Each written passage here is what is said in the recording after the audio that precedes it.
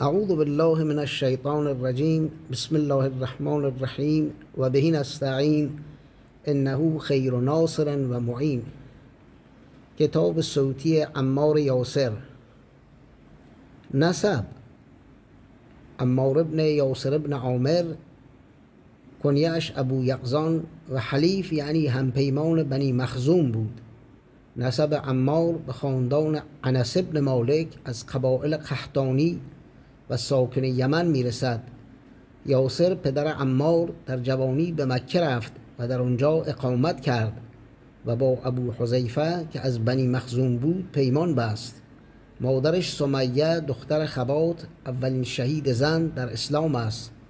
پدر و مادر و عبدالله برادر عمار به دست قریش شکنجه شدند تا از اسلام روی گردان شوند. سمیه و یاسر در اثر این شکنجه ها جان دادند. برای عمار یک پسر به نام محمد و یک دختر به نام ام حکم گزارش شده است و خدمتکارش به نام لؤلؤه از آخرین لحظات پیش از شهادت عمار گزارشی نقل کرده است. صحابی پیامبر صلی الله علیه و آله. بر اساس روایتی عمار پس از 30 و چند نفر مسلمان شد و بنابر روایتی دیگر یکی از 7 تن مسلمان نخست بود. مشرکان عمار را مجبور کردند که به پیامبر ناسزا بگوید. پیامبر اکرم عذر او را پذیرفت و به او فرمود اگر دیگر بار نیز مجبورش کردند چنین کند. در پی این ماجرا بود که آیه من کفر بالله من بعد ایمانه الا من اکره و قلبه مطمئن بالایمان نازل شد. یعنی هر کس که پس از ایمان آوردن خود به خدا کفر ورزد عذابی سخت خواهد داشت، مگر اون کسی که مجبور شده ولی قلبش به ایمان اطمینان دارد.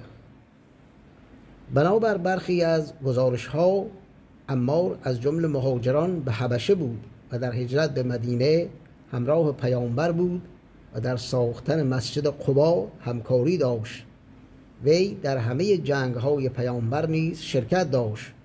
روایاتی از پیامبر اسلام صلی الله علیه و آله در فضائل عمار نقل شده است، از جمله این که بهش مشتاق علی علیه السلام، عمار، سلمان و بلال است. همچنین از پیامبر صلی الله علیه و آله نقل شده است که فرمود عمار با حق است و حق با عمار. عمار گرد حق می چرخد هر جا که باشد و قاتل عمار در آتش است. در دوران خلفا عمار در کنار سلمان، مقداد و ابوذر غفاری از نخستین شیعیانی است که در زمان پیامبر صلی الله علیه و آله بدین نام شناخته شده اند. عمار در دفاع از ولایت امیرالمؤمنین علیه السلام در آغاز از بیعت با ابوبکر سر باز زد. وی در زمان خلیفه اول در جنگ یمامه شرکت داشت و در این جنگ گوشش بریده شد. در دوران خلافت عمر فرماندار کوفه و فرمانده سپاه مسلمانان در این شهر شد. در دوران فرماندهی او جنگ نهاوند روی داد و بخشی از مناطق داخلی ایران فتح شد، اما بعد از چندی از این منصب عزل شد. در زمان خلیفه سوم مشاجراتی میان وی و عمار در گرفت.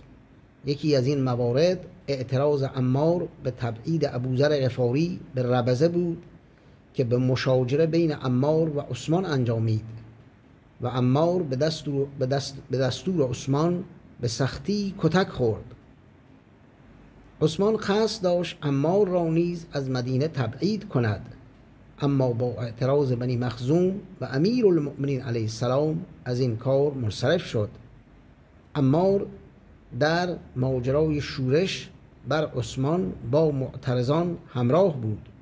او در مصر به معترضان پیوست و در مدینه در محاصره عثمان شرکت داشت. در زمان خلافت امیرالمؤمنین علیه السلام عمار یاسر از طرفداران خلافت امیرالمؤمنین علی علیه السلام بود. پس از کشته شدن خلیفه دوم و ماجرای تشکیل شورای تعیین خلیفه، در گفتگویی با عبدالرحمن بن عوف به او توصیه کرد علی علیه السلام را انتخاب کند تا مردم دچار تفرقه نشوند. بعد از کشته شدن عثمان، عمار از جمله افرادی بود که مردم را به بیعت با حضرت علی علیه السلام دعوت می کردند. وی در حکومت امیرالمؤمنین علیه السلام در جنگ‌های جمل و صفین شرکت داشت. در جمل فرمانده سمت چپ لشکر امام علیه السلام بود و در روز سوم جنگ صفین نیز فرمانده لشکر آن حضرت بود. شهادت عمار در جنگ صفین در ماه صفر یا ربیع الثانی سال 37 قمری به شهادت رسید و امیرالمؤمنین علیه السلام بر او نماز گزارد. سن عمار هنگام شهادت بیش از 90 سال بود. شهادت عمار در جنگ صفین به دست سپاهیان معاویه همواره از عوامل سرزنش معاویه و از دلایل حقانیت امیرالمؤمنین علیه السلام در این نبرد دانسته شده است. دلیل این مسئله حدیثی از پیامبر صلی الله علیه و آله بود که قاتل عمار را گروهی باغی، یعنی گروه خارج از اطاعت امام عادل، معرفی می کرد. ابن عبدالبر این حدیث رو متواتر و از صحیح ترین احادیث دانسته است. گفتند که خزیمة ابن ثابت در جنگ جمل و صفین حاضر شد ولی شمشیر از غلاف بیرون نیاورد، ولی در جنگ صفین هنگامی که دید عمار به دست لشکر معاویه کشته شده است، گفت اکنون گروه گمراه برای من مشخص شد و شروع به جنگ در رکاب امیرالمؤمنین علی علیه السلام کرد تا اینکه به شهادت رسید. آرامگاه قبر عمار در محل شهادتش در استان رقه در سوریه قرار دارد که بر فراز آن گنبدی از بتون و سیمان قرار داشت. در کنار مقبره عمار یاسر قبر چند تن از شهیدان جنگ صفین از جمله اویس قرنی و ابی بن قیس قرار دارد.